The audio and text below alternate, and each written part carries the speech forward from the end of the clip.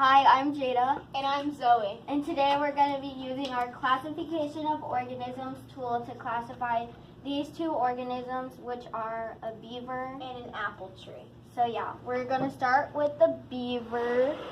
And yeah, so we're going to start, and it says the organism does have a nucleus in its cells, which it does, which means it's a eukaryote. Then it says, does your organism have a cell wall? And it does not, which means it's animals and protists. Does your organism have one cell or more than one cell? It is multicellular, which means it's an animal. And it says, does your organism have a backbone? And it does, which means it's a vertebrate. Can your organism regulate their own body temperature? It can, which means it's warm-blooded. Then it says, does your organism have fur or hair and has live young, or does your organism lay eggs and have feathers?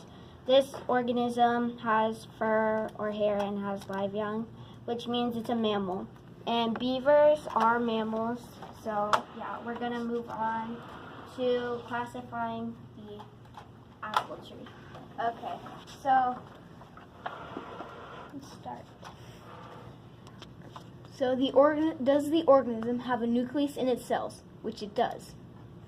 Which means it's a eukaryote. Does your organism have a cell wall? It does, because it's a plant. See, plants and fungi.